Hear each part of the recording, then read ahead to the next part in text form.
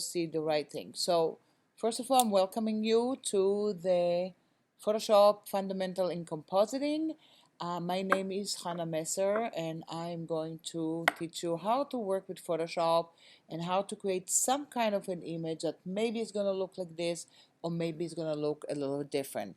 As an artist and a designer, I've been using Photoshop for 30 years, kind of from day one, and I actually came to it from fine art. So I started as fine art artist. I'm still a fine art artist, but I use a lot of stuff for Photoshop. What do I do in Photoshop? I do posters, I do all kind of ads, I retouch for people, I work with photographers, and I kind of like live and breathe when I'm using kind of a Photoshop. So the first thing I want to hear from you guys while I'm closing the door, and maybe more people will come, right? Yeah. Anybody can come to the classes. Yeah. No. And they do have, but if there's no space, they can go in there. Yeah. So the first thing I want to hear from you guys, how much do you know Photoshop and what's the goal? Why are you here? Just coming in for 2 hours instead of hanging out in the nice little corridor here. So we start with you. It's Larissa, right? Yeah. Yes. I have a lot of experience in 3D design, but I kind of want to get more into graphic design. I really like fine arts, like drawing and painting and stuff, but I've never actually taken any classes on it. So I figured this would be Yeah. Did you use Photoshop before a little bit? I have. I took a class on Photoshop when I was in middle school. Okay. Like 7 years ago. Okay. All right. Great. And then Melvin?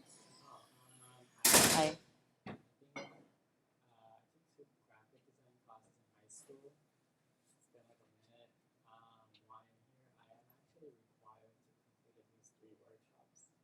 Oh, this is, yeah, definitely that's going to be useful because Photoshop, it's even in our dictionary, right? Everybody is photoshopping. I'll Photoshop you, you Photoshop me. So everybody kind of want to come and use.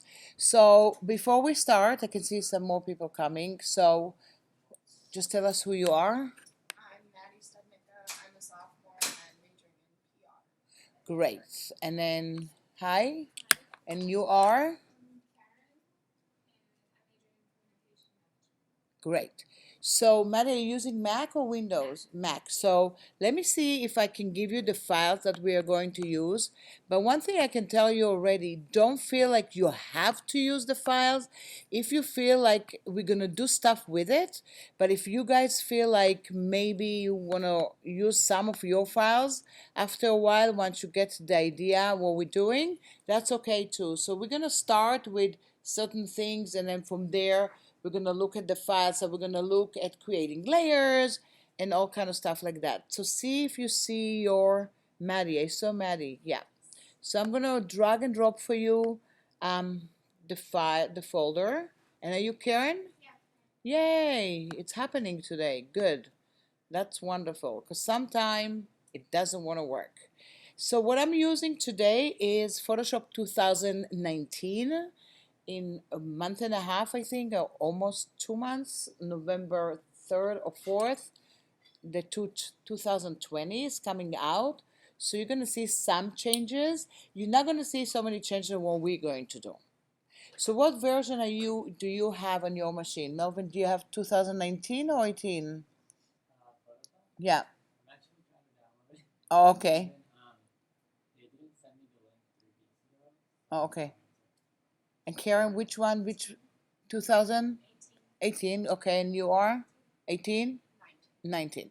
Okay, so we're gonna use the stuff. If you'll see a feature that we don't have, you don't have, I'm gonna tell you what it is. It's probably something that you don't have in 2018, but you have it in 2019 because they added a few features. And of course, in 2 months, like I said before, they are probably gonna add something more. So, but the basic stuff in Photoshop is really the same. What does it mean? Working with layers, selecting stuff in order to do a composite. This is how you work with Photoshop. everything is layered based and you want to work non-destructively. What does it mean non-destructive? You want to have almost like a reverse engineering, taking you back to what you did. So if tomorrow Larissa is preparing a wonderful poster and I'm her art director and I don't like what she did, I can give her some notes, but she can turn on and off stuff and fix stuff really fast because she didn't kill the original images. A lot of people work destructively in Photoshop, so they're going to draw directly on an image. They don't work with layers. It is good for an immediate thing. So let's say if you needed to do, let's say right now, an invitation for your friend's birthday tomorrow morning, and then it's over after tomorrow morning, that's fine. You can do whatever you want. But if that's a job and all of you are working in marketing, communication, engineering, you're going to need to work in places that you're going to need to fix it. You're going to work with groups of other people. So you're going to need to do that. So let's look first at Photoshop. So I kind of launched Photoshop. And this is the interface that has kind of in front of me. And then if I go all the way up to the upper right corner, you guys are going to see that you have workspaces. I do have other workspaces over here, and that belongs to the classes that I'm teaching here today and tomorrow, because I do teach the Adobe ACA classes to do the test, and everybody who is an Annenberg student can do that. Sooner or later, they're going to open it to maybe not Annenberg students. For now, that's for Annenberg students. And in the end of the 10 weeks, we have a certification test, and you get like a little symbol from Adobe, and people feel like if they get a job, it's a little bit better because they're going to see like your Adobe Certified Associate. Means that you know more than maybe your other friends that didn't take the class. So I'm going to go, let's all go to the Essential Workspace. And probably for all of us, it's going to look somewhere, something like that. What does it mean, workspace? We're going to do it kind of fast to dive into the rest of the stuff. It's a suggestion from Adobe to use certain kind of workspace with certain kind of panels in order for you to do some stuff. So if I go back to the workspace, you can see I have Essential, I have Graphics and Web, I have Photography, Painting, Motion, and 3D. So if some of you are going to work just with photography, maybe you want to be in a photography workspace. If you want to work in motion or 3D, you're going to go to this workspace. But and in other classes that have more time for it, we're building our own workspace as well. So you can build your own workspace with things that you like to see and go back and forth. So we're going to leave just the essential for now. On the left side, you see the toolbox. I like to work with two columns in the toolbox. You see here. Why? Because I feel like it's more comfortable and I'm used to it. Some people work with one column only, but I feel like because we have a projector here and it goes all the way down, you kind of see more or less all the tools together. So one tool, those of you who use 2018 do not have, and this is the new frame tool. This is a new tool that showed up in 2019 that enables you to drag and drop images directly into a frame, and it's almost like masking it automatically without even knowing, do I use mask or not use mask on that. I can demo it for you guys, but not everybody has 2019, so we'll see how we're doing. So basically, what do I have here? If I'm going to my layers panel, and look what I have here. I do have, look, I have a bunch of layers, right? And then I do have something called an adjustment layer, which is a non-destructive effect. We're going to talk about it. So if I turn off the visibility button, do you see over here? On and off. So you see this little green guy all the way up there? The green guy on and off because I created some kind of thing just to him. Then I have another one that's going to be the purple guy, and another one the orange guy, and then I have copies of the other images. In the left side here, if you're not used to the layers panel in Photoshop, that's your visibility button. What does it mean, visibility button? You have the layers, they are existing, you might not want to use them for everything, and that's what I talked about, non-destructive. Let's say I'm looking at it and I say, you know what, this little purple and then oranges and these guides, it's really not fitting my campaign right now. So look what I'm doing. I am not deleting them. I turn them off. I can send it to my client if I decide PDF or PSD Photoshop file or even a JPEG and say, do you like it like this? And he said, he might change his mind and he might tell you later, oh no, I like it, but I want another color. Guess what? The way I constructed it, I can change the color in 1 second. If I didn't, I will get into a problem. That's what I was talking about, non-destructive. So everything that you see here in the layers, you can actually turn them off. And then kind of, I want to name most of the layers. You see landscape is here. And then I have another kind of landscape here and another background over here, and then mainly the main wall, which is the entire image over here. So not a lot of images for something that I can play and do a lot of stuff. And why did I choose that? Because I wanted to do something kind of simple that you are going to enjoy doing and also maybe adapt it for other things that you have. So by default, if I kind of want to see the size of this file, I can go to image and I can go to image size, and over here I can see that I worked with 8.5 and 11 height, so 8.5 by 11 inches. It's just a standard paper, and I made it 300 resolution, so it's kind of high res. And you see over here what's really important is the dimension of the pixels. It's 2500 by 3300 pixels. And this is how you kind of want to direct yourself and do that. So most of the files that I have here will be 300 ppi, pixel per inch. So we're going to click OK. And I'm going to leave it here because maybe we don't want to go back and forth and see that. But you can see what I'm doing. If I want to kind of clean my desktop, I can go into the layers and re-tab it anywhere. I know we have only 2 hours and the name of the seminar is Compositing, so we don't have a lot of time to go to the UI, the user interface, and start doing it. So I'm going to show it to you while we're doing it. But if later on, if one day you're really interested, maybe you want to look into the ACA exam and see, because that's what we're going to do one by one by one. So let's say if you're going to take an elective next semester, one class here for something else, you're allowed to take the ACA already. So that's kind of the rule for now. Something you have to do in Annenberg in order to take the ACA exam. So I can tab and re-tab my panel. I also can play with the little corner all the way in the upper right and make it kind of wider, or maybe like they call it with icons and non-icon. Do you see that? So depending how I like to work with it. On top of that, I have something that some of you probably never heard about it because you didn't use that much Photoshop before. You have the libraries. And what are these libraries? These are Creative Cloud libraries that they are you can put any files that you want in there kind of for workflow. So at the moment, if I'm looking at my libraries, look, I have a lot of stuff in my libraries, and I even have some other stuff for other projects that I just did, so you can see everything that I'm going to do. I didn't want to put your stuff and the asset in the library because I wasn't sure if you have it or not. But I basically, instead of sending you a lot of the images, I could have put them in the library and send you a link to this library, and you can take it back and forth. So let's create a library. How do you create a library?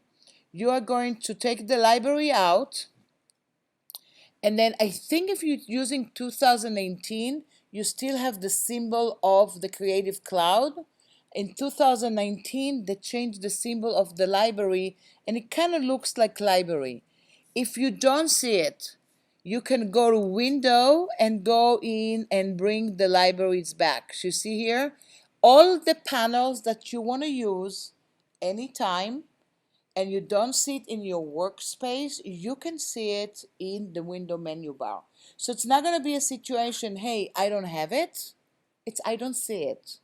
And where are you going to go? You're going to go to Window and bring it out. Because a lot of time, by mistake or not by mistake, right, I am going to turn off or close some of my panels, and all of a sudden I want to use them.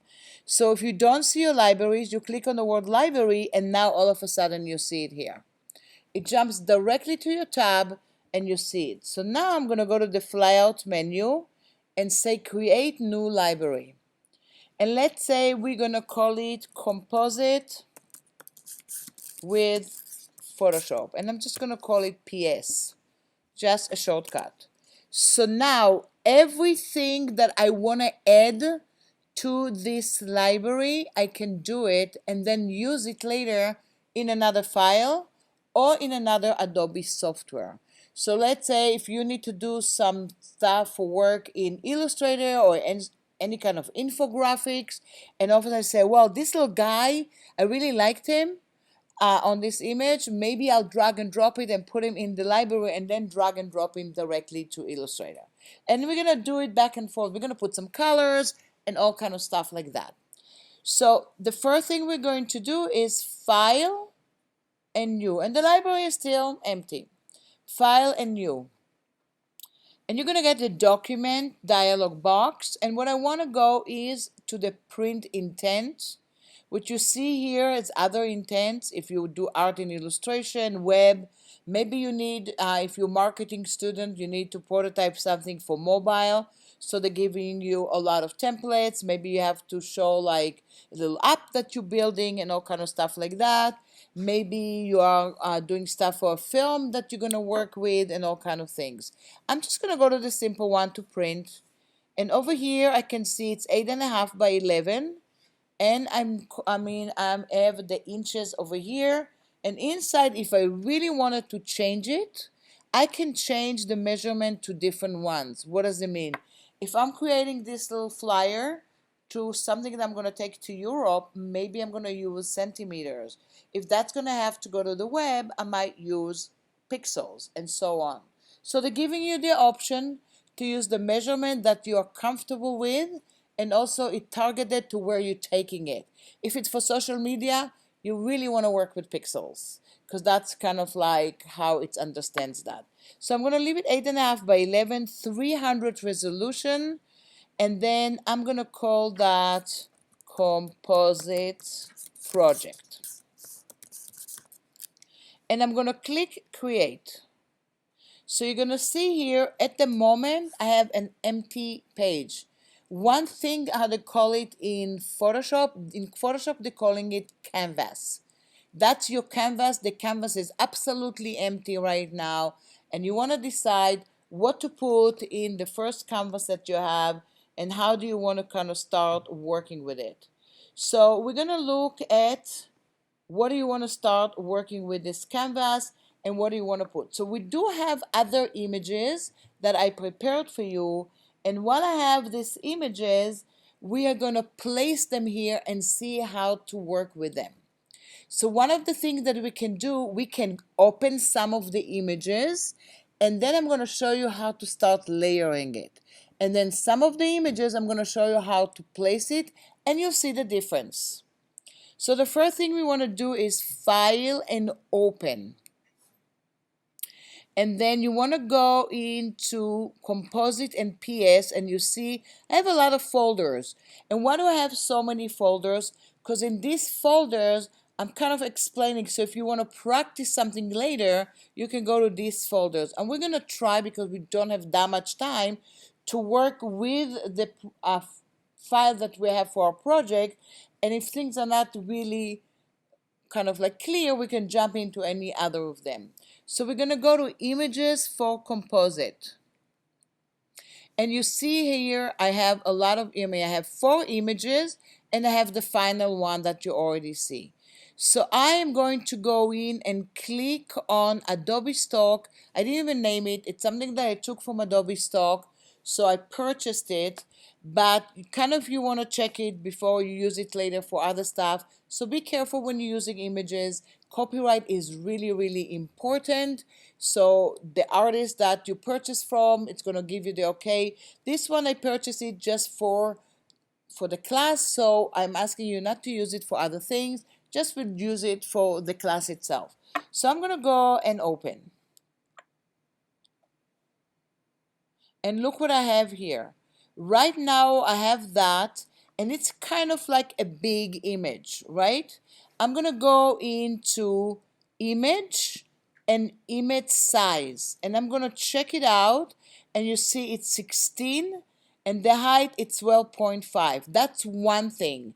Another thing is it's not the perfect aspect ratio because I have 8.5 by 11, and then you can see the height is kind of high, and then the other one, so we're gonna have to kind of play with it a little bit and then go in and see what's going on. So I can go and click OK. What I can do right now, I can go to my crop tool. If you look at the toolbox, you see something looks like a crop, and that has actually a shortcut. So if you click on the letter C, it will take you to the crop tool. The crop tool in Photoshop by default, it's a destructive tool. What does it mean? If you cut something, it's like you cut it with a scissor, and then that's it. If you save it with the same name, you say oops, and that's it. You lost kind of the stuff. But we're gonna try to do it non-destructive in the beginning. What does it mean? Do you see all the way up in your option bar? There's little things that are talking to you. These are the things that you have to pay attention when you work with Photoshop. So it's telling you the aspect ratio, that's gonna cut it exactly the way the aspect ratio is. Can I change it to another aspect ratio? I can go back here and then I can decide what kind of aspect ratio I want to go in and do. So I have one that says 8.5 by 11, 300 ppi. Do you see that? So as soon as I have that, look what happened to my image. It's basically changed it more or less to the size of the other one, and I'm not going to have to worry so much of doing some things. But here is the situation. Let's say you really love it and you didn't change anything in your options over here. And if you, let's all click OK all the way up in your check mark. And I save it as a Photoshop file with the same name, send it to the client. The client said, you know what? This is not what I wanted. You overwrite the file and you kind of killed my original. That's not okay because basically you cut it, save it for the same with the same name. So one of the things I always suggest to people is maybe you always want to save it with a different name in case. The other thing is go into edit and say undo crop. So it goes back to undo the crop, and I'm going to go back. Since I already told the crop tool 8.5 by 11, I'm just going to click on the crop tool. Right away it's going to be there. But if I'm not that sure yet, if I'm not sure, do you see all the way up in your control you have something that says delete cropped pixels? If you uncheck that and click OK, like enter or return, and then click on another tool, you can see that it cropped it, but it actually didn't crop it. You see the crop area, but it didn't really crop it. What does it mean? If you click on the crop tool again and click on the screen, do you see here? It still gives you enough space to tell your client, where do you want me to crop? Make a decision. Here or there or somewhere. Does that make sense? So you gotta look at this. Cropped or not cropped. By default, it is gonna crop the pixels right away for you. In our case, we're gonna crop the pixels. Why? Because we're not sending it to anybody, we're just bringing it to another image. So we are gonna say cropped pixels and click OK, and this is what I have here. So now I want to kind of copy that and take it to the other image that I have. So the first thing that we want to go in and look at is, I'm going to close this one. I don't need the original. I'm going to go back to my move tool all the way up in the upper left corner. And I'm going to look at the two images that I have. I have one that says Composite Project, which is absolutely empty. And I have the other one, the Adobe stock image that I have. How do I take it to the other screen? There's so many ways to do it. Each time we bring something, that's where we're going to go and bring it in a different way. So the first thing you want to do is look at your layers panel. It is on a layer. Why? How do I know? Because it says layer 0. Why? Maybe I made it into a layer before. So I can double click on the word layer 0, and then I'm going to call it background. So I'm already naming it right now. As soon as Photoshop knows it's a layer, not a background, it will let you copy it without even make a selection. What does it mean? Photoshop knows that the entire layer can be copied and go somewhere because behind the scene you have a selection that you don't even see. If for your project you wanted to do just a part, you can select it with one of the selection tools, and we're going to do it also today. And you're going to learn how to bring partial things from your image. So now I'm going to go to Edit and Copy. Let me know if it lets you edit and copy. Now I'm going to go back to my project, and I'm going to say Edit and Paste. And look what I have here. It says background because that's how I named the layer. Below that, there is a regular background. If you turn off the new one and click on the real background, do you see here? It tells you that you barely can do anything with it. It's kind of stuck to the ground right now at this moment. So background, it's something that you cannot put anything behind. So if I wanted to say, okay, I want to take this image and put it below the white image, it won't let me do it. Why? Because this one, it's stuck to the ground. Only layers can go below and on top. They are the one, they're like little pages that you can start putting it one on top of each other.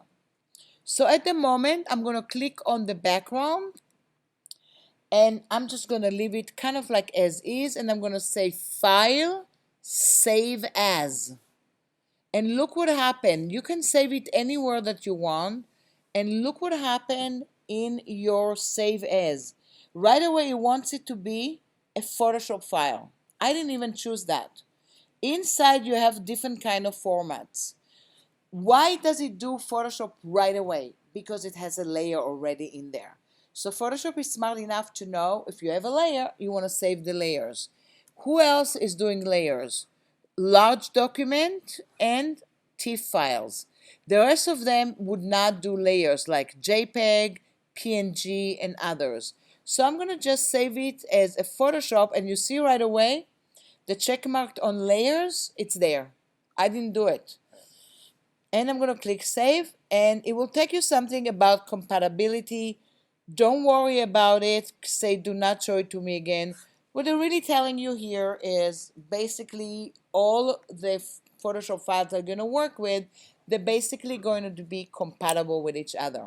So since we saved one, now we can go in and do Command S. All of us are using Mac here, so we can use the Mac shortcut, which is Command S. If you start working somewhere else and they have only window machine and it happens, it's Control S. So Command or Control would do the save, so you don't have to do another save as for yourself. So the next thing that I want to do is I'm basically going to go in and look at the next image that I have. And then I don't need the Adobe stock image anymore right now on my desktop. So I basically can close it. It's asking you if you want to save it. If you decide that you want to save it, you can give it a different name and save it and call it a cropped whatever background or something like this. I'm not going to save it. I have it here. It's all good. So I have one image to work with, which is a lot easier. So the next thing I'm going to do is do File and Open. And I'm going to go back to the same area, Images for Composites. And I'm going to click on this one, Adobe Stock, the one that has some green lights on it. And I'm going to click and open that. And in this case, I see this area here. And now I'm going to decide how do I want to go and work with it? Just with this area that I have here. So I'm going to go in and look at the stuff that I have, and then I can copy it right away, or I can crop it again if I want it to be actually the right size. So I'm going to go to the crop tool. Do you see it's waiting for you exactly the way you want it? You're going to say enter or return, and it's all good, and I have that. But now I want to show you another way to bring it to the other image. First of all, you can see that it's a background. What does it mean, a background? The machine, if you want to copy something, it's actually not going to let you do it right away.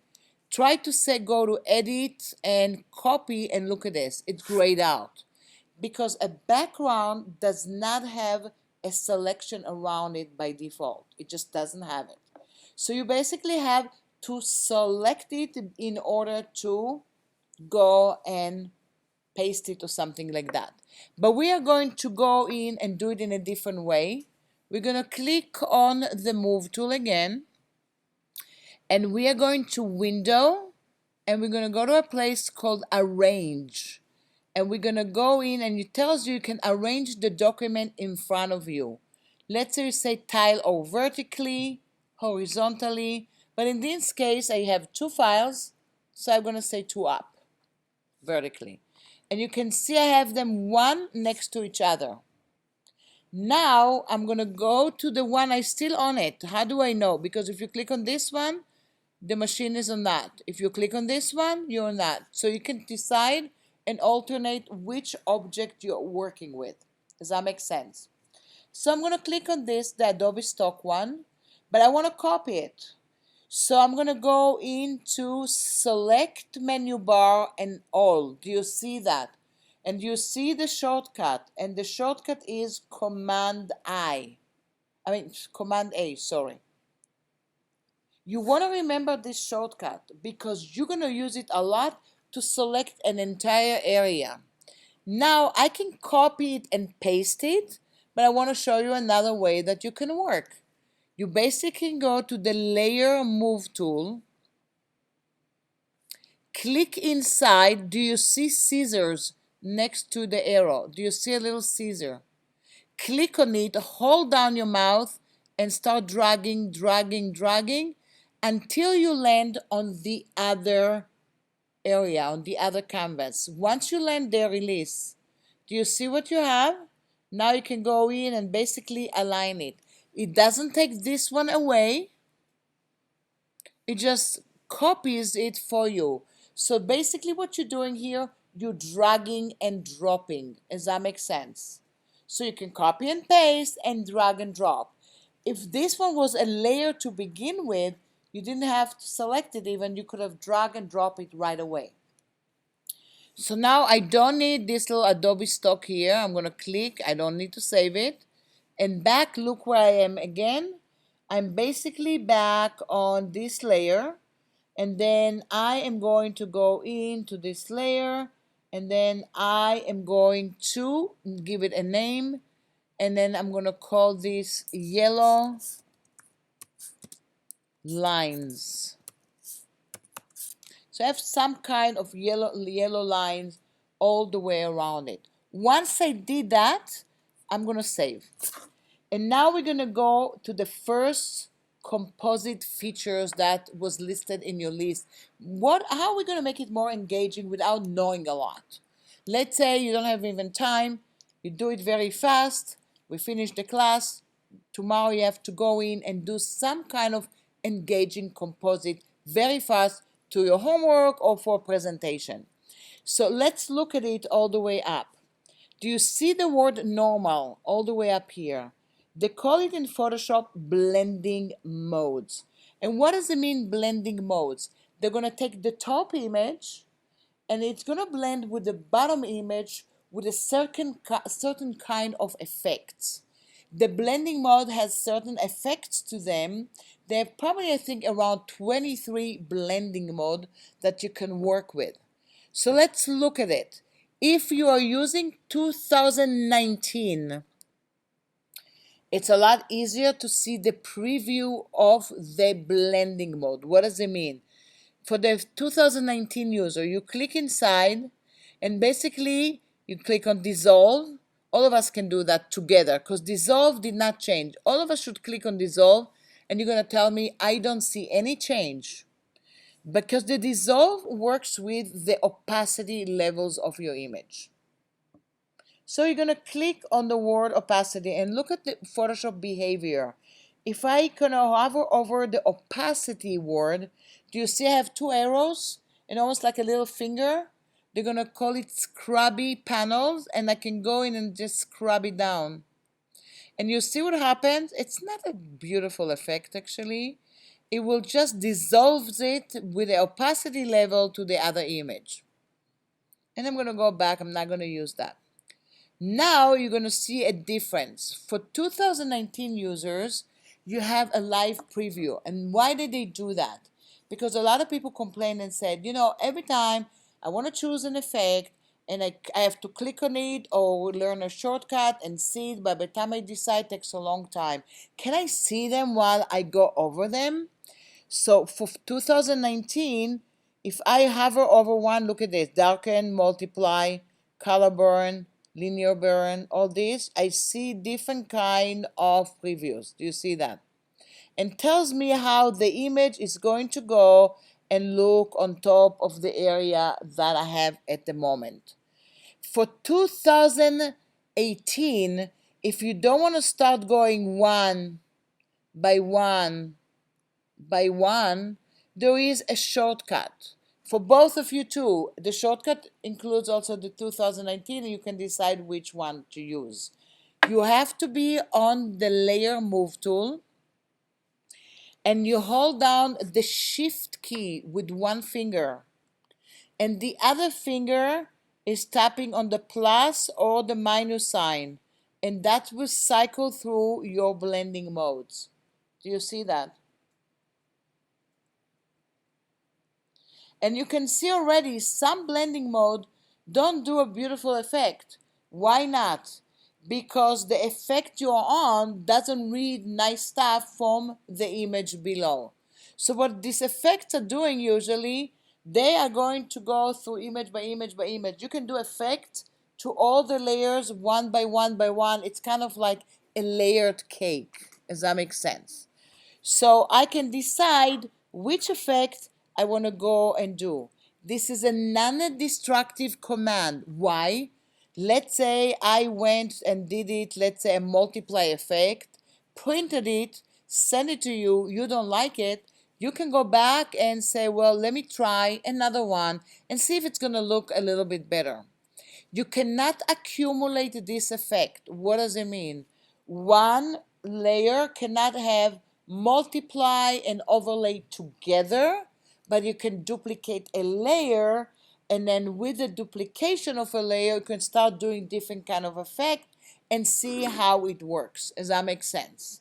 So that's how you're going to decide. So again, you can decide on your effect. So in my little demo, what I did before, I think I clicked on it and I chose kind of like an overlay, and it looks kind of like nice to me, but it was too much a little bit. So I went into the opacity level and went in and made the opacity something like 25 or 26. So I still see the circle, but I have some kind of effect on top of that. It's a choice. This is a design choice. Non-destructive across the board. What does it mean? Don't like it? Change it. I just made it all of a sudden 40 because I thought it's going to look a little bit better today. Change my mind. This is what I'm saying. You can do whatever you want, and you're looking at your image and saying, is that going to work for me? It's not going to work for me. Does that make sense? You can zoom in and zoom out to your image to see if you see the right thing. The easiest way is basically go with your shortcut, which holding down the command in one finger and the other one taps on the plus sign or the minus sign. So I can go back and forth and see what I'm working with. Once I have that, I'm saving and then make a decision. What else do I want to go in and work with? So the next thing that I want to do with, I want to go in to another image and then basically go in and see what I can do with this image. So I'm going to go into this image, another image, and go in and bring it over. And that's going to be basically your first kind of way of working with something. And I'm going to call it some kind of a layer mask or some kind of a little bit of a simple masking, because I can tell the image go directly to a certain area that you want. So what does it mean? I am going to go in and tell an image that I'm going to work with to go to a certain area that I want to go and work. So I'm going to zoom out a little bit, and then I want to make some kind of a nice design. So I'm going to go to one of my selection tools. There's different selection tools, different one. We're going to go to an easy one that's going to help you select an area in here to just go in and put some kind of effect. So I'm going to go to my toolbox, and then I am going to go to my lasso tool. And you see the lasso tool has a lasso, has a polygon lasso tool, and a magnetic lasso tool. I'm going to click on the polygon lasso tool for the reason that with the polygon lasso tool, I actually can do almost like straight lines. Why am I doing it with that here and not to the other image? Because if I'm going to cut the other image with a certain line, that's going to be destructive. What does it mean? If I go to another image and cut it as a triangle and paste it here, and all of a sudden you say, well, not the entire image is there, I want to play with it, that's destructive. You have to go back. So we're going to use something called paste into. It's some kind of a mask, almost like you cut a hole, like a window, and say, let's put the stuff in there. So if you're looking behind you, like let's say at this window, which has all the trees, what if I wanted to paste a lot of the trees in there and not deciding how much? The window is my selection, and the trees, I'm copying it into the selection, and then I'm going to decide how much of it's going to be in and out. So how am I going to do a straight line right now? I'm going to go, and I'm telling you, this polygon tool is not the nicest tool ever, but look what I'm doing. I'm just going to go in, I'm going to do it together. I'm going to zoom in to see the entire image, and then I'm going to go to the space bar to move it around a little bit. And I want to start here next to the white opening. I'm going to click, and you see over here, you see almost like a rubber band. And I'm going to click here at the edge. And I'm going to click here on the line. And I'm going to click here on, and if I made a mistake, I'm just going to go in and do one delete. So it's going to delete the last one that I did. If you click escape, you get out of it. And I'm going to click just to the edge. And then I'm going to click to the other edge. And then I'm going to click to the edge here. And then I'm going to click here. And then when I want to close it, I have a little circle to close it. But look what happened here. It's not exactly the way I wanted it, but I didn't know where to figure out where this line is. So I kind of selected a little bit something awkward. So what can I do now? Can I fix this selection? Absolutely yes. So let's all the way up, you see symbols. The first symbol is the original selection. So if I'm going to go to my tool everywhere and start clicking, it's going to take away this selection, and I'm going to have to start from the beginning. The next symbol, if you go to your screen, you see the plus sign. It will add to the selection. The third one will subtract. The fourth one will intersect. All of them have little symbols. The add has a plus, the minus has, to subtract has a minus, the intersect has an X. I'm going to go into subtract, and the area here that I think there was a mistake, I'm going to click here, and I'm going to click here, and you see here, I'm going to finish the entire circles, until I want to go in and close it wherever I started. If I don't see the closing point, I'm going to hold on my command key and it closes it, and look what happened. It subtracted the area that wasn't so straight. Let me know if it works for you, or I can do it again to show it to you. Let me know if it's working. So you see here all the way down here, I actually didn't do the exact line.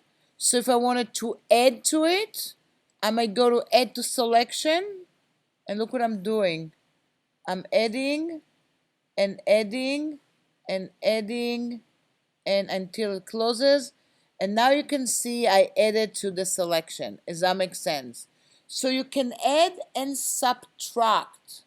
Can you use another tool to, let's say, add or subtract? Let's say, look at my bottom. My bottom doesn't look so good, but maybe I don't want to use anymore this little crazy tool.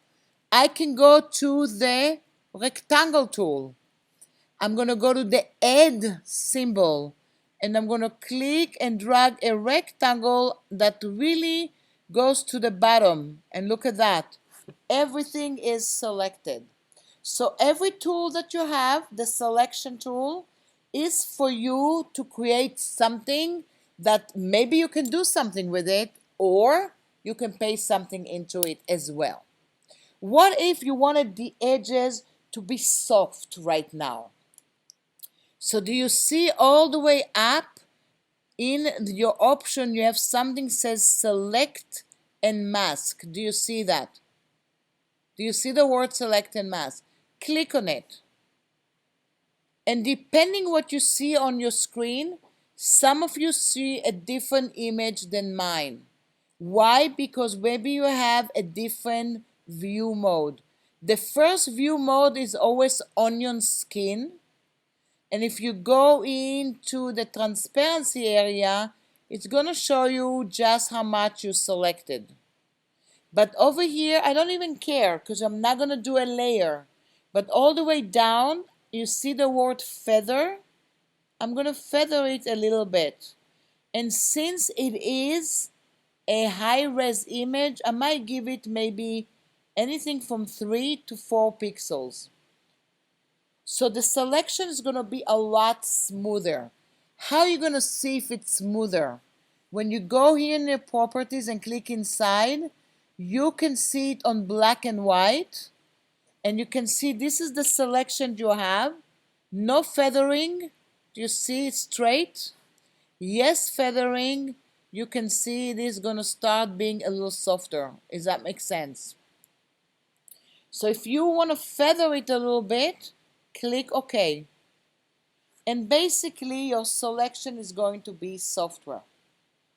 Now we're going to do File and Open. And then we are going to go in and we are going to open the abstract JPEG. And I'm going to click Open. And this is what I have here. It's some kind of an abstract, but I'm really not sure how much of this abstract is coming into my image. So all what I need to do is edit and copy. See, it didn't let me do it. I'm going to do select all, edit and copy. That's all what I'm doing.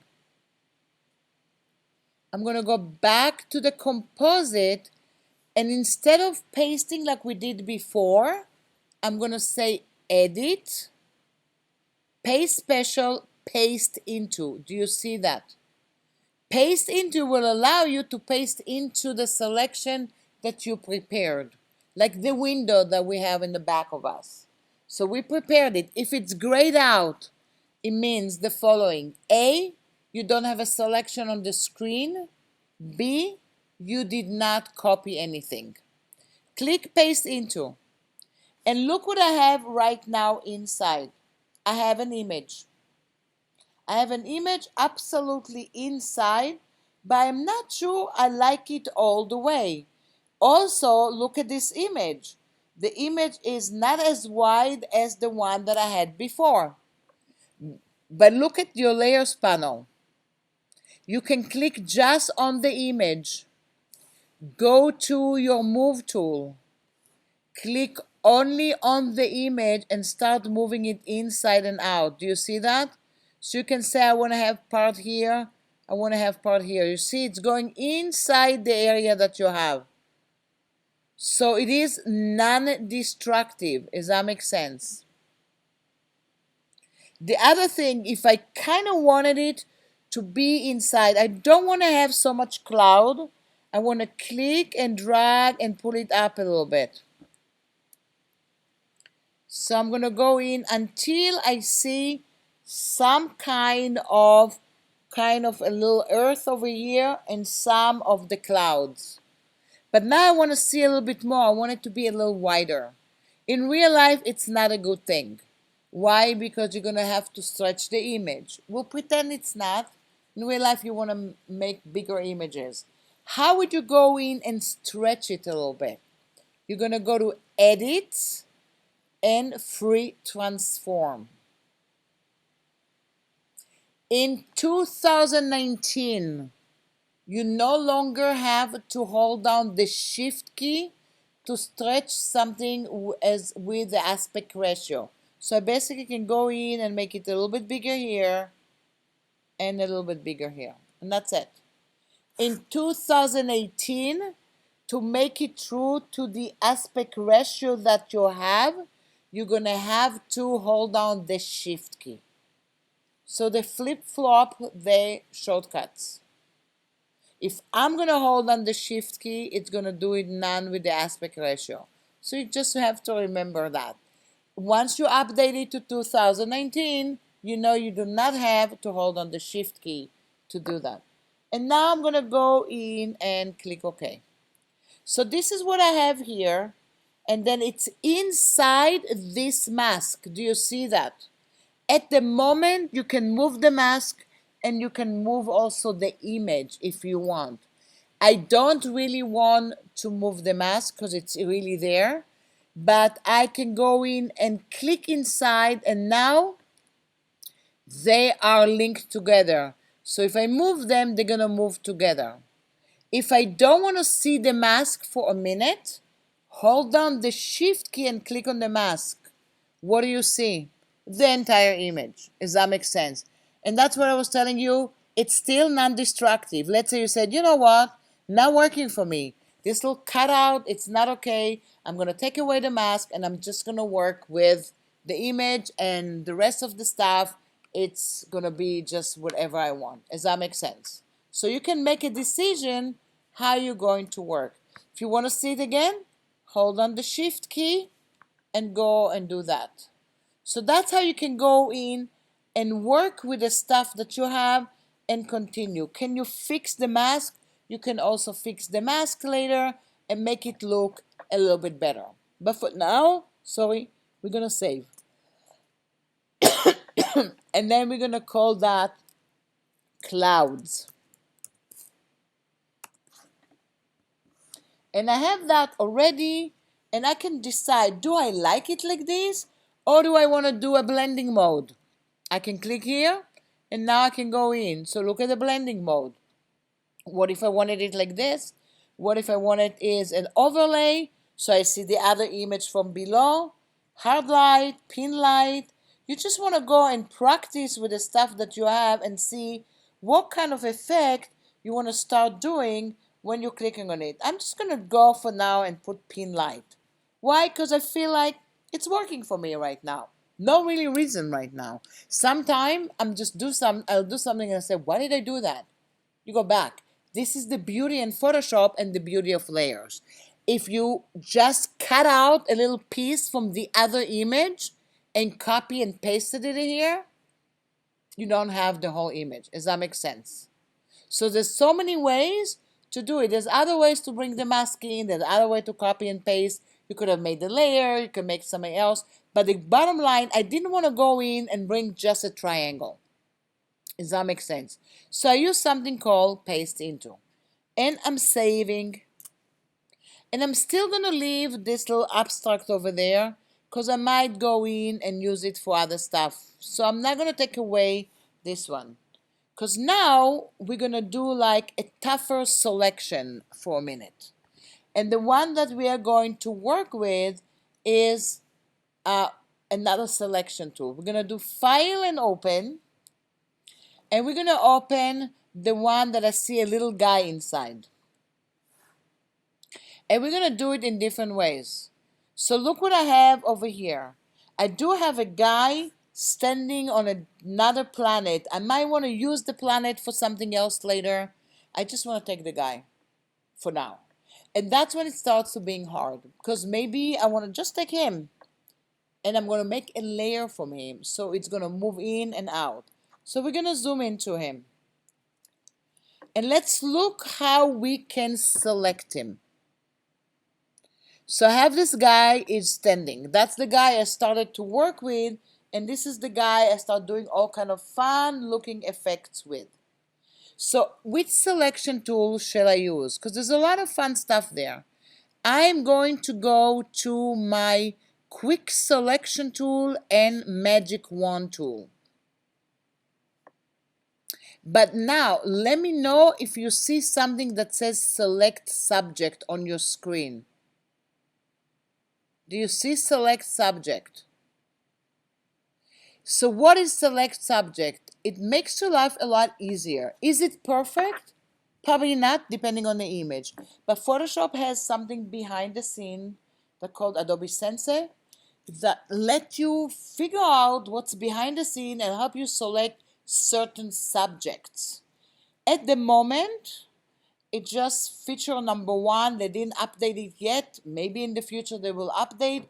It's going to look at the entire image and say, I'm going to take what's comfortable for me. So some image is going to open and say, well, it's not really working. And some image is going to give you a good beginning. So let's click on Select Subject.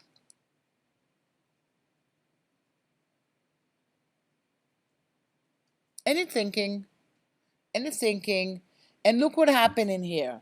Not really a good thing in this case. Because look what it did. It selected the guy, part of it, and the sky behind it, and all kind of stuff. That's not what I want to do right now.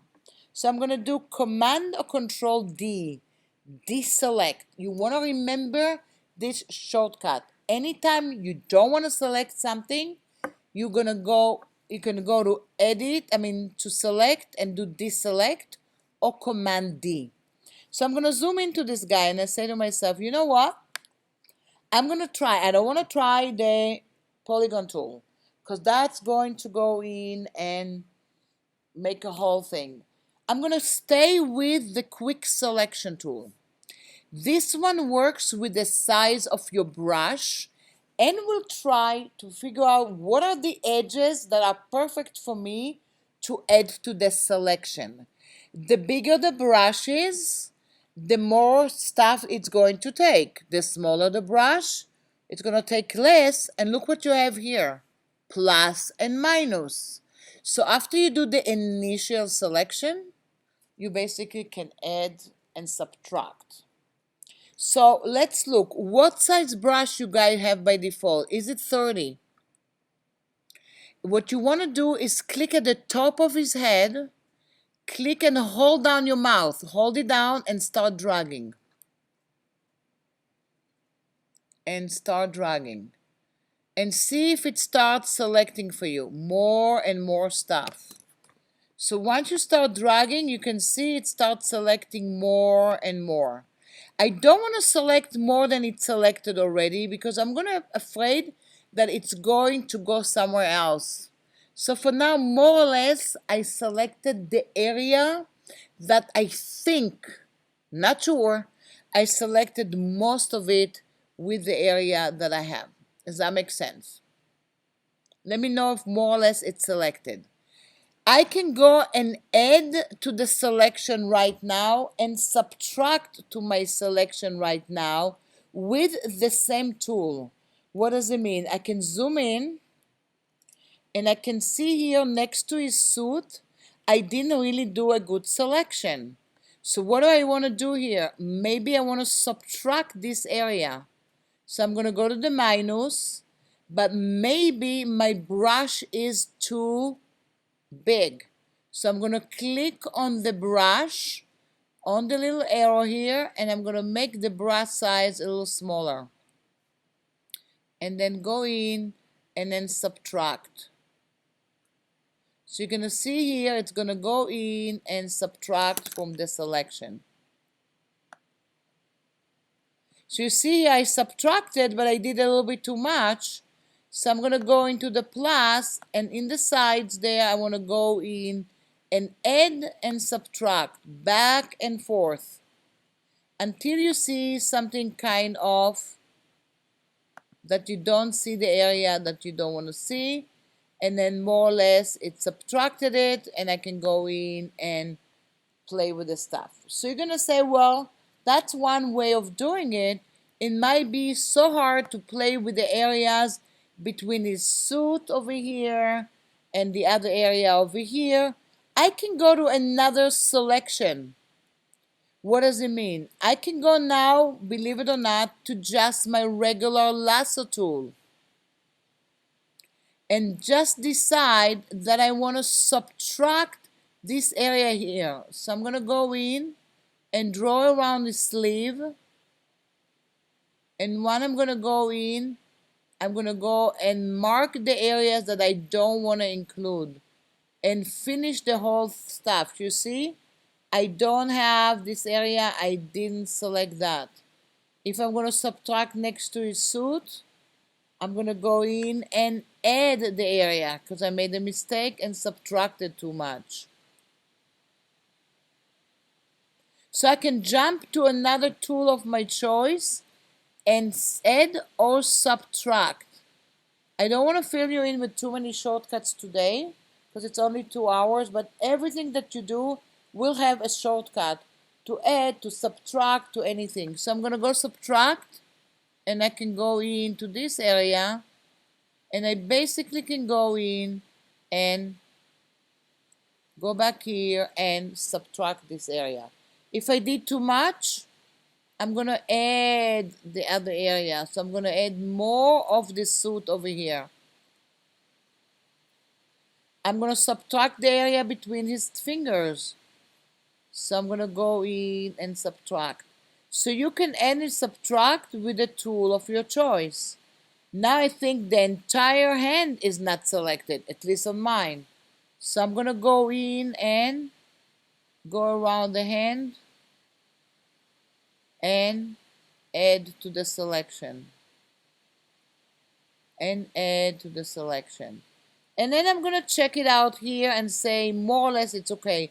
I don't really care if you don't do a perfect selection today, because we're just introducing you to select some stuff and see what's going on. I can always go and check the selection in Select and Mask. And look what I have here. The last time I saw the view was in a white background. I can go back to my properties and I can see overlay. I can see it on top of the mask. So area that I see some kind of white, I know the selection is not perfect. I can see the marching ants. I can see it on top of black. And if I go on top of black, look at this. Everywhere that I'm going to go and do stuff, I can see that the selection is not good. Can I fix it over here? Absolutely yes. I can go to the left side and look what I have. I do have my lasso tool. The first one here is a regular selection. The second one will, if I click on it, will subtract from a selection. So the first one actually will add to the selection. This one will subtract. So I'm just going to go in here, and now it's going to be much easier for me to see what I don't want to see. Do you see that? So there's different tools on the left side to subtract for your selection. You want to go in and maybe start later on, kind of go in and look at them and see which tool for you is going to be the perfect one. I have let something go, like there's a brush tool here. But you see, I'm working with a Wacom tablet, so for me to subtract from my selection, maybe I just like to go in and brush the area that I don't want to see. It's a lot harder to do that with the mouse that you have, but with the brush, it's a lot easier. So I can zoom into this area, make the brush even smaller, and then go into this area and just go and fix this little pencil a little bit. So I don't have so much white around. And I can go back to any area that I want. And of course, I'm not going to worry about it as much for today. But I also can go into my selection and I can feather the selection a little bit or smooth it even. And if I start smoothing it, it's going to be, and I'm going to shift the edges so it's a little tighter. And now all of a sudden you see the selection okay. And if you click OK, you see almost like a different kind of selection. For now, you see a selection. I selected the guy. I'm going to say edit and copy. And I'm going to go into my composite and edit and paste. And now I have this guy here. It's absolutely in a layer. Why is it on a layer? I copy and pasted it. Does that make sense? So now I'm going to go to the move tool and I'm going to click on him and move it and putting something somewhere at the bottom. Like he's watching and looking into the stuff that I have. I'm just going to putting him, it's watching the horizon a little bit. And I'm going to call it guy. But what am I going to do to avoid not to move the right layer? While you're in your layers panel and you're on the move tool, you see it says auto select layer. What it means that the layers you're going to click on, that's the layer it's going to move. So I'm going to do edit, undo. So the layer I'm going to click, that's the layer I'm moving. If that hurts you after a while, you can turn that off and go to the layer that you want to move. Or lock other layers and then it's not going to move the other layers that you have. Does that make sense? And save. So now what we want to do with this guy, we want to go in and click and do some other stuff with the other image that we have. And then we may be going to go and bring another image to the other side as well. So what I'm going to do is click on this guy. I want to duplicate him. How would you duplicate a layer? Really easy to do. We're going to do it in a few ways. One way is basically go to the layer menu bar. Do anybody needs a break? Are you guys okay? We're going to go to the flyout menu and we're going to say duplicate layer. And it's going to say guy copy. And I'm going to call it small guy. Why? Because I'm about to make him a little smaller. What do you have in your layers panel? You have two guys. Does that make sense? What do you have in front of you on the image? One guy only. Why? Because when you copy it from the menu bar like this, you're basically copying it on top of each other. Now we're going to go in and click on him and move it over here. So you see the guy moved. In this case, what I want to go with this guy, I actually want to go in and make him smaller. So I'm going to go to Edit, Free Transform. And I'm going to go to the edge, and if I'm using 2018, I'm going to hold down the Shift key. 2019, I'm not. And I'm going to go in and make him smaller. And you see the width changes. While you do that, you can see everything is going to change. These are your smart guides. And I made him smaller, and if I like to commit it to the smaller one, I'm click OK, and now I'm gonna moving it. I'm moving him somewhere over here. Now I want to duplicate him, and I don't feel like doing the other duplication because I want to show you an immediate duplication. So how would you do the immediate duplication? We are going to go into the Move tool, hold down our Option key. Do you see a double cursor? You click and drag another copy and decide where you want to put it. You're going to go and put it maybe just touching the little area here, and that's where he is. And then you hold on the Option key again and move this guy and put it all the way so you don't even see most of it. So you can see here, I kind of duplicating it. I'm creating kind of like a Magritte feel to it. If you guys know the artist Magritte, there's all kind of surrealistic stuff within the area, and he has a guy in a hat and trees and all kind of stuff. Not exactly, but I'm playing with it. And I can hold on, maybe I'm feeling like doing another one, and I'm gonna click and make another one to the other side. Each one of these guys can also now be another size if I want. But look what I did. I duplicated them and I have them. So hold on the Option key and drag will duplicate a layer. Just duplicating it from the menu bar will duplicate it one on top of each other. So you're gonna do whatever you feel like it. And now I'm saving. The other thing I want to do is, am I going into the other area that I have, and then I'm going to still go to my abstract. And I just want to do part of it. So I'm going to edit, select, deselect.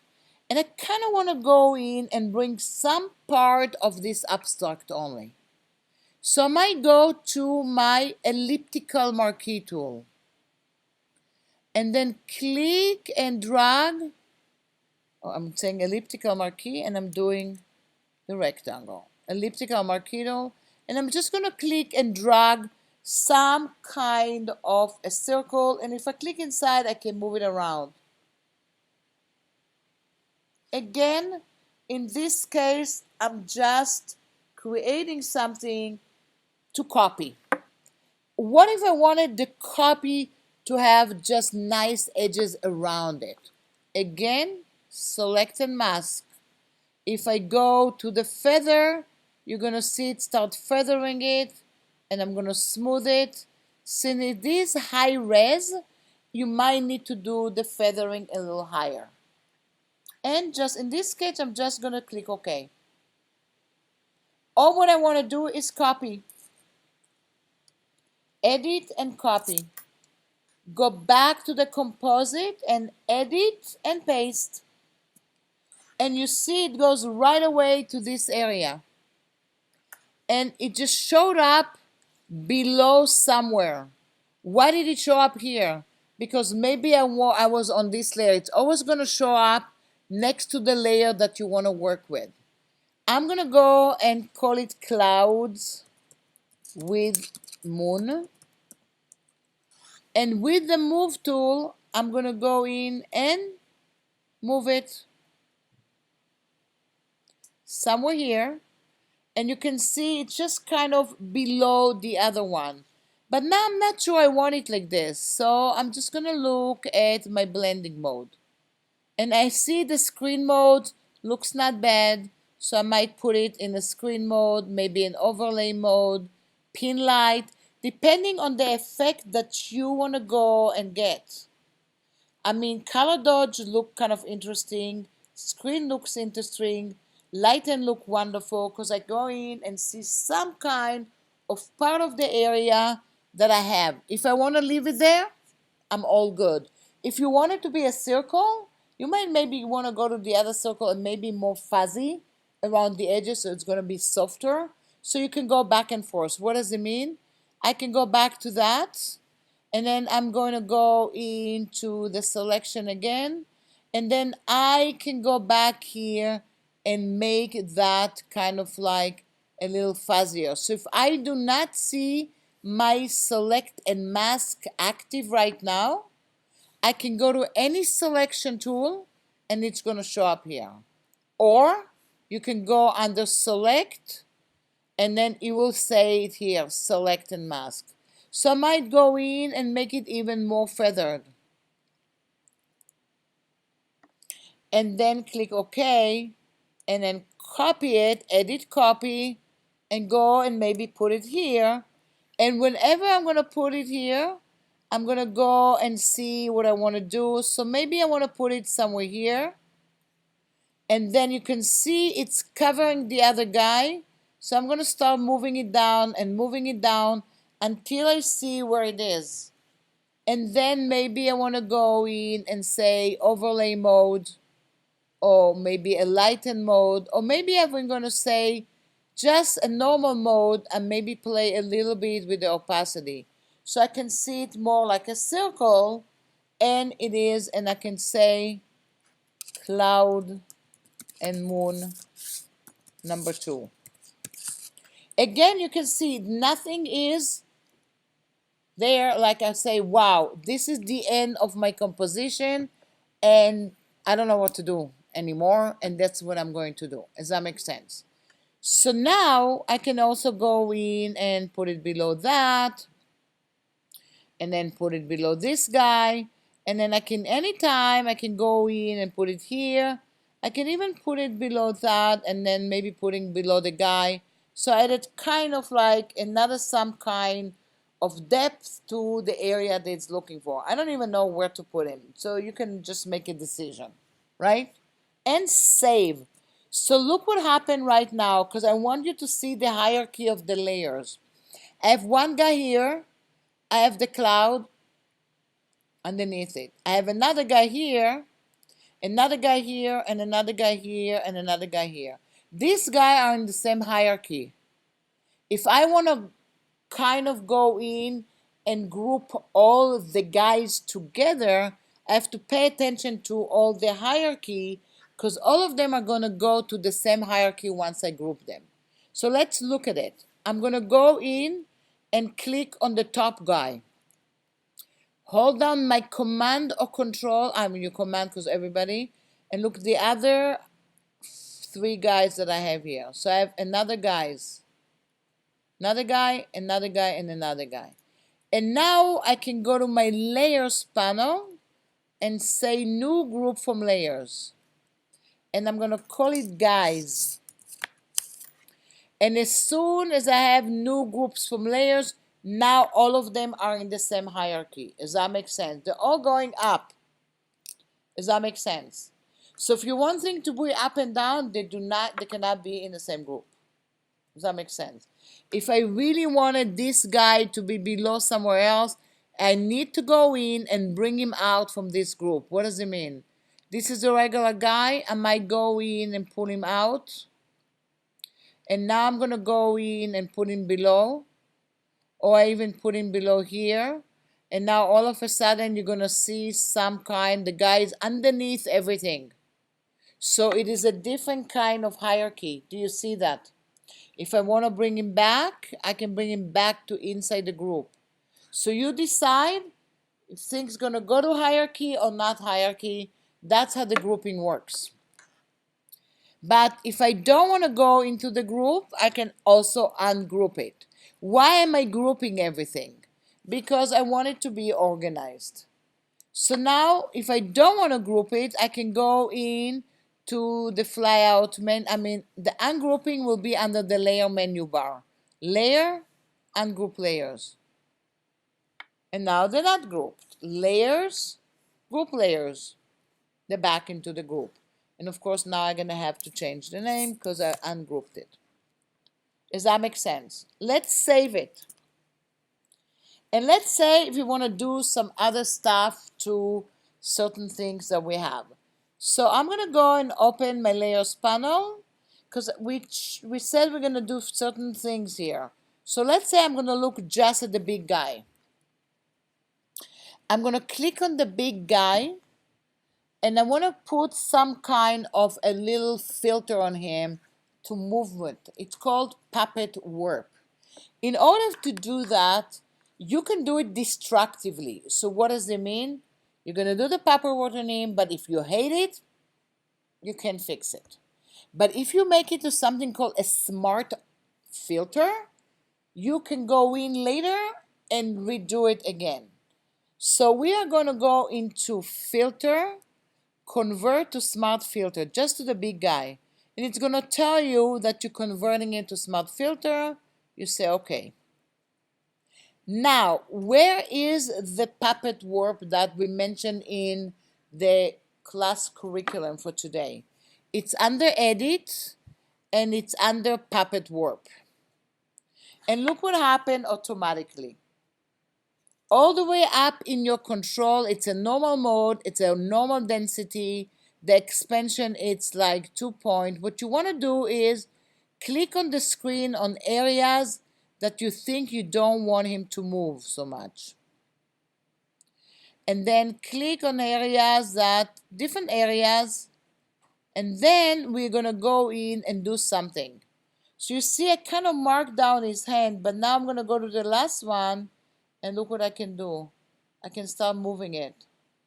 I can go in and start moving. But you see when I do that, the legs are moving. If I don't want the legs to move, I'm going to do Command Z, and I'm going to click on the legs, and I'm going to go and put the legs kind of tight to the ground, so they're not going to move. And now I'm going to mark some other areas, and now I can go in and start moving stuff. So that's called local movement. Let's say I just took the hand and I moved the hand a little bit, and it looks a little bit better than the other guys. What if I click OK and I hate what I did because it's made it kind of weird? You can see here it says puppet warp on and off. I have it on and off. If I don't really like it, double click on the word puppet warp. It's going to bring it back. And now each area you don't like, you click on it and basically delete it, and you start deleting some stuff that you don't want. And then maybe click on areas that you really want to go in and start working with. So now I'm going to go into this area and I'm going to start moving it a little bit. Or maybe I want to go in and move its legs a little bit and look like he's stepping on a stone all of a sudden. So it's basically you can do some kind of local transformation to an image by using puppet warp. It's kind of like some kind of transformation. And if I click OK, I just saw that and look at him. It looks a little bit different than the other guys. Didn't do a perfect job or a perfect job, but that's something for you to do, especially when you start retouching stuff. And I'm saving. And I'm zooming out. Now maybe, remember the other guys had different kind of things in there, and then they went and had some kind of maybe different colors and different kind of things that you have. I'm just going to go to this small guy, one of them, the first one. And I am going to go in and go to my adjustment layers. Do you see you have all the way down a little symbol that looks like half a cookie, black and white? This is an adjustment layer. And then I want to do the adjustment layer just to this guy. So I'm going to go in and I'm going to click on Hue and Saturation. And if I click Colorize, look what starts happening. And you're going to tell me, wow, I'm going to start changing and everything changes to everything. Yes, it's true. That's a default for these adjustment layers. But when I have the hue and saturation, you have different kind of symbols. Do you have another symbol all the way to the end that tells you, do you want to clip it to the layer you're doing it to? So at the moment, if I'm clicking and changing the hue, you can see that only this guy has this hue and saturation on him, on his suit. Do you see that? He changed its own color. If I don't want to colorize him and just change the hue in different ways, it's a different way to colorize him. But I feel like colorizing him, I'm going to make him some kind of green.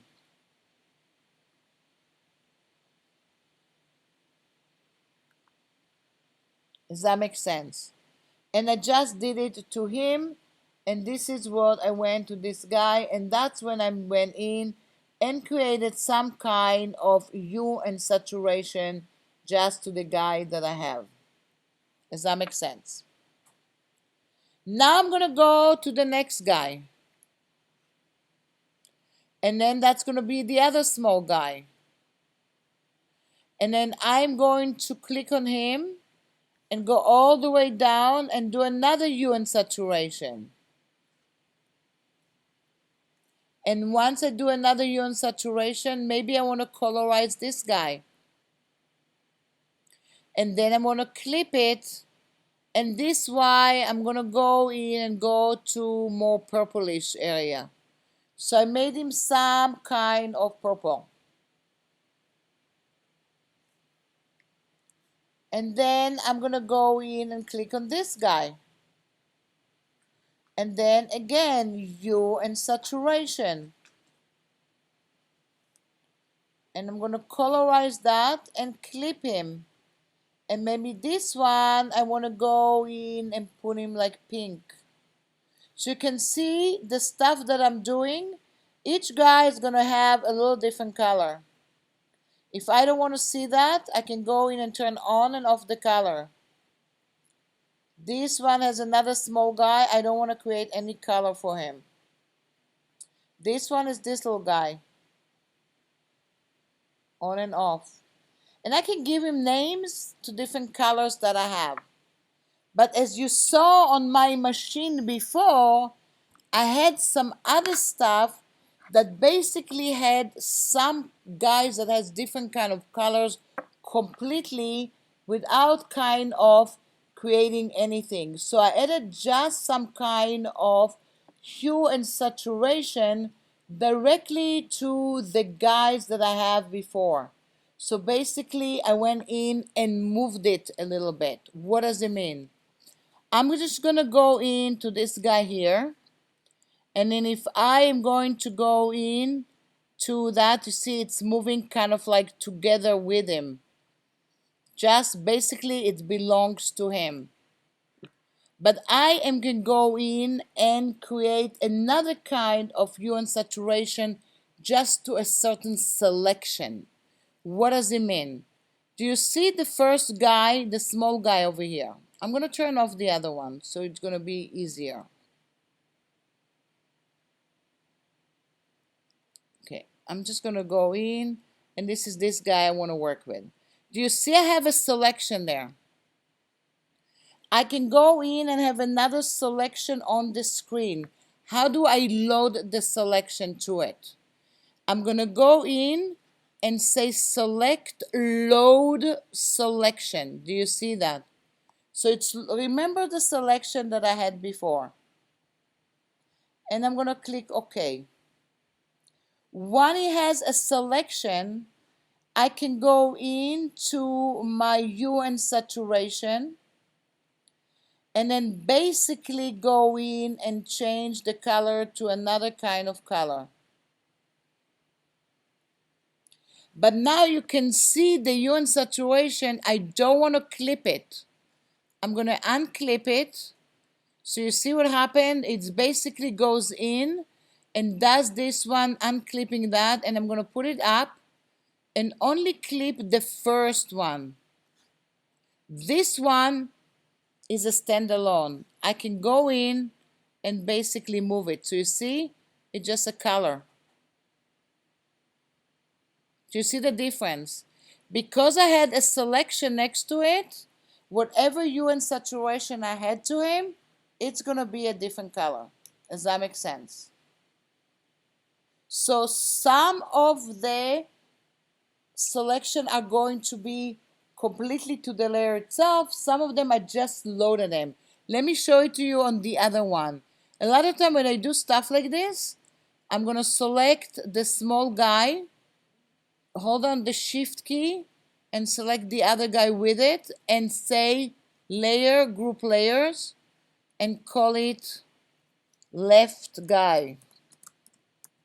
So I know that's him with all the element that you have. Now I'm going to go to this guy.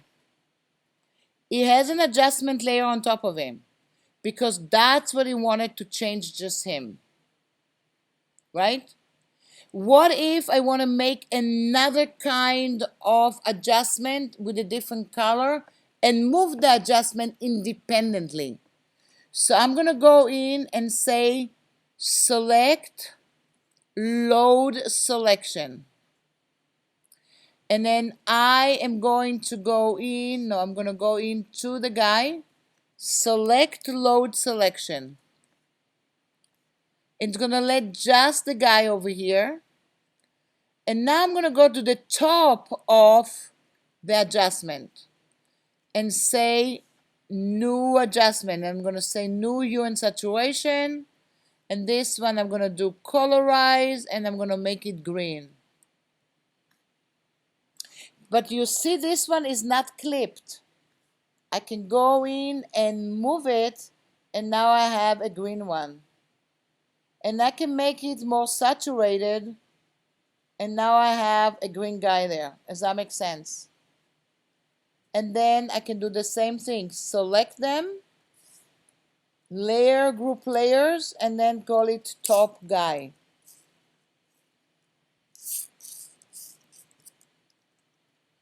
And then I can continue do the same thing. And if I don't want to have some other effects on the other one, I can just look at them and have them like that. And if I want to go to this selection and hold on the option or key and just move them around, guess what? I move them around. Guess what I can do now? Change the color because it's a different kind of adjustment layer. So I can have a lot of guys with different colors here. And each time I'm going to move it, I can go and change the color. Does that make sense? So I can do only one and put this one here now.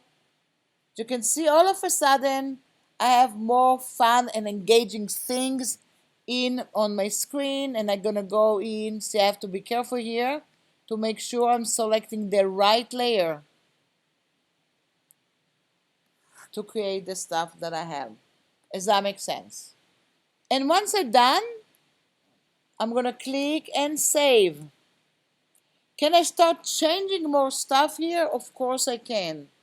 I can duplicate, I can retouch it, I can do all kind of fun stuff here. But now we're just going to go on the stuff that we don't even have in our sample. We're just going to look at type very fast. Maybe going to give it a certain kind of a title.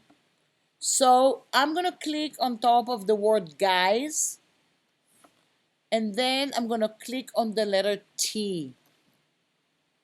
That's your type tool. As soon as you click on the letter T, you see everything else in your option bar changes, and also in your properties panel. Soon you're going to see something. Click somewhere on the screen. Doesn't matter where. If you're using 2018, you're just going to see the insertion point of your type, and it says Lauren Epsom for position only. 2019, 18 doesn't do it. 2019, put something in there. All of us, do you have Myriad Pro? That's the default type for Photoshop. So the first thing I'm going to do, I'm going to go in and type something. So I'm going to call it welcome to planet Earth. And I'm going to say select all, and it will select whatever you have, and the default color is black. And I'm going to go in and make that a little bit bigger. I can, while it's still selected, I can go in now to Myriad Pro all the way down here and look what I can see. In 2019, you can start seeing samples of the font that you do already. In 2018, you just click on it. So you can go ahead and choose some kind of a font that you think it is appropriate to whatever you have. Maybe kind of like a weird font, maybe kind of like an obscure font that kind of describe the stuff, maybe a box font that's gonna do anything to it, maybe just even just typewriter or anything. I don't know what you guys have in your machine, but I know all of you have Arial, all of you have, I think, Optima, all of you have some kind of, if you don't want this font at all, you can go back here and add the font from Typekit. What does it mean? You can go back here and go to Typekit website and start loading Adobe Creative Cloud fonts. So choose anything like it's going to be, I just chose Arial Black. And I'm not sure even if I like it, but I'm going to click OK. And now I'm going to go and move it somewhere to the center. What if I wanted that to be some kind, I'm clicking on the type and I wanted it to be all caps. So if I'm clicking on my properties panel, I am going to see my character and paragraph panel later. And if you click on the word advanced, it's going to show you more of your character panel. I can make it all caps. And now it's going to be a little bit bigger. So it's a little bit bigger, I might go in and make the typeface a little bit smaller. I can go in and choose another typeface if I want. And I might stay with Arial Black because probably you all have it. And then you can change it here to different, to small caps if you wanted, to all caps, to underscore, underline, all kind of stuff that you have here. And you click OK. But if I wanted to change the color, I'm going to double click on the color over here and choose a color. You can choose a color from the image. You can choose a color from your panel. If I wanted to do it some kind of a dark black or dark purple here, you can click OK, you can add it to your swatches, and in this case it's going to go in also to your Creative Cloud libraries. Does that make sense? And then if I click OK again, I still wanted to have it all caps, so I'm going to go in and do that. And then maybe I want to have it a little bit bigger, so maybe in between the welcome, I'm going to go welcome to, and next to planet, I'm going to do a shift return to make it to 2 lines. And then select it, align them to the center, and make it a little bit bigger. So it's going to be 2 lines, but you can make the title a little bit bigger if you want. Does that make sense? And now you're going to say, well, I don't really see a lot of it. Maybe I want to give it kind of like a lighter color. So I'm going to click here and maybe click on the light color here. Or maybe some kind of yellowish color that complements this color over here. And now, once you did that, you can start creating special effects. What does it mean? Do you see the layer over here? It says, welcome to planet Earth. One thing is, you type with Photoshop, it's live type. If you don't rasterize it and make it into pixels, you can send it to your client, it's going to tell you change the font.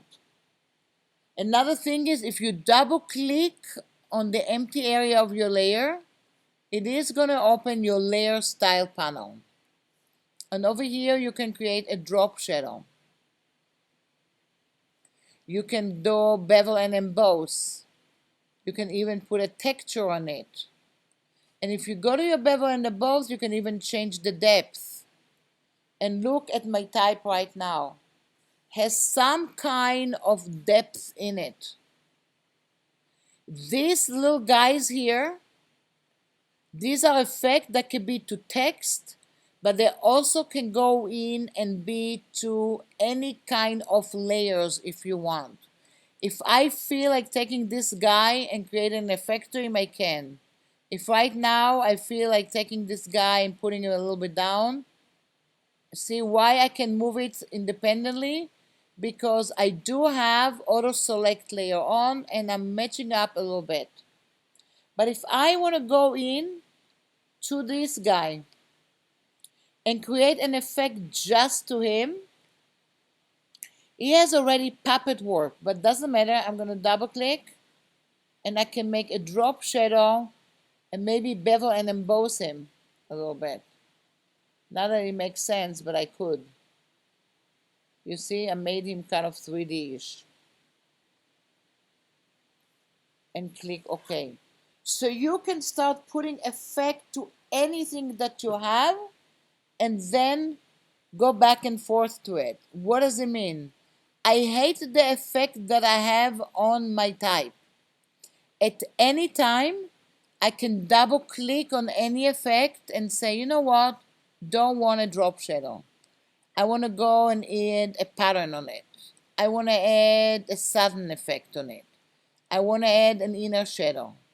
Let's say I'm going to add an ugly outer shadow just to show you. So you can see here I have the opacity. They have the color of the shadow, and I can go in and spread it around. So look at this. All of a sudden, you're going to go into the size. You don't want to do stuff all the way, but maybe somebody asked you to do that. Do you see what happened to my shadow here? And you see stuff like this a lot on social media and all kind of stuff like that.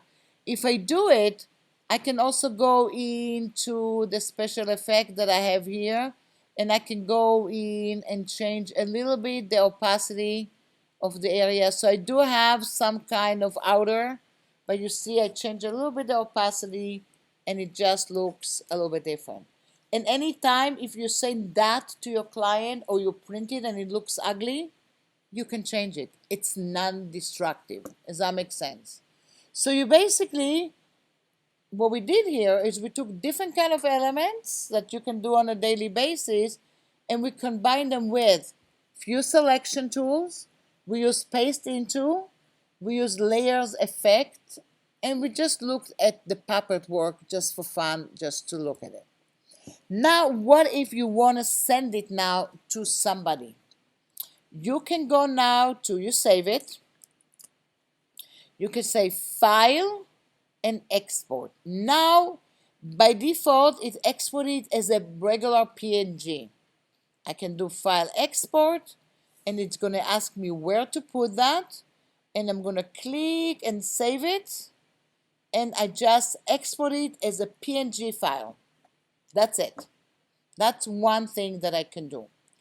I can also export it with different kind of sizes.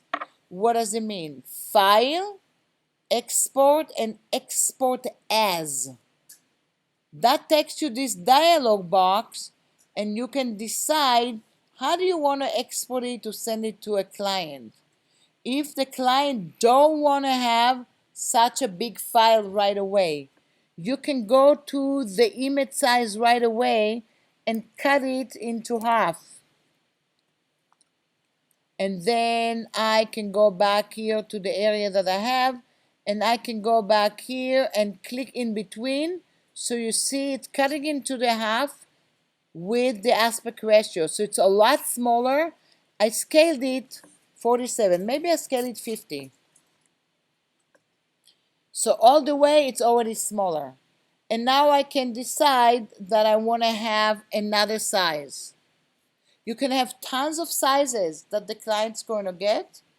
And then you say export all. And you could decide where. And if I click and open there, it will export it with different sizes to whatever you decide to put it in there. Does that make sense? Now we're going to look at the area that we have. And look what I have. What if all of a sudden you really wanted to take it to Instagram? So Instagram story can take different kind of sizes now, more or less. But regular still takes kind of some boxy area. So I can go into my crop tool and try to find something that I have like a square. And look what I have here in the square. I can go in and try to crop it, and what are you going to get here when you start to crop it like this? You're not going to get the entire image. So the way you do it a lot of time, make sure if I'm going to go in and do that, I basically cropped it, but I made a mistake was delete cropped image was on. I'm going to do Command Z, and then I'm going to crop it again, but not delete all the cropped images. So basically, a lot of the stuff there is still there. So maybe I can go in and decide that I'm going to click on this guy and I can move him because I didn't crop him. And I can go to this guy and I move him. And I can go here and maybe I want to move it here. And maybe I'm just going to do a little different composition. And this guy is hanging. I want to still have him here. And I made a different composition a little bit, but it still works for me from some kind of an Instagram. But what I really don't like is my outer glow. So I just turn it off. That's all. And guess what? I can save it as a Photoshop file now again in a different name. Let's say File, Save As, and call it Composite _ Insta. And just now go in, export, make it in the PNG, and boom, you can go in and upload it right away. You can also go in, I don't know if you do it in 2018, but in 2019 you have this little guy here, and you can go and start sharing it from here. You can share it to Lightroom pictures, to airdrop with somebody, add to your photo, share it to a message to somebody, to your note, to your mail, directly from here.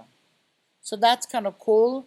And over here, you can go in and share it directly on Behance, which is basically your social media for creative people. I call it LinkedIn for creative because you put here all your portfolio and people will see it. You don't have to be an artist. You can be an architect. You can be an engineer. You can be a marketer. You can do anything. You just look at the tabs there and share it directly on Behance. I'm not going to do it because I don't want to share it right now. The share over here is also there. You can go back here to any kind of shares, and it's just going to go in and want to share it to anywhere that you want. And it opens this one again. So you see all the stuff that we have? You can go in and create something. So when you go home now, because we did it pretty fast, because it's like 2 hours and learning how to do composite. That's a lot. So if you want to practice in the layer mask project, I do have assets, bunch of them. You don't have to do all of it. I do have some kind of a final project. But over there in your PDF, you have basically step by step how to create this project. Step by step. And this is something that, and you have some little extra stuff here because I end up putting some other stuff with vector that we didn't cover, but basically you can see more or less step by step how to start creating stuff one on top of each other. So maybe a miniature project like we did here, but you have it with other files, with other masking, and you can go in and play with it. You have a lot of images to play with a selection tool. You have like images to play again with the paste into and see the sample. You have images to do the adjustment layer if you want to practice. And clipping, which we didn't do, but you can practice that as well. So you can see there's a lot of other stuff here to take and bring your inspiration to do other things if you want later. Does that make sense? What do you think? You can create something now? Or it was too much altogether? If it's too much altogether, guess what? You have the recording. I'm going to post it. You can look at the recording and say, let me see what you did here, step by step by step. If you came for the first time and we had, let's say, 3 days together and you never touched Photoshop, guess what we'd have done? We'd looked at the tools, we'd looked at everything step by step. Since this one is geared for almost like you knew Photoshop a little bit, but you want to do composite, we jump directly into the composite tools. Are there more tools? Of course there are more. But we try to do some of them that I felt like it's going to be easy to adjust and digest. And I'm going to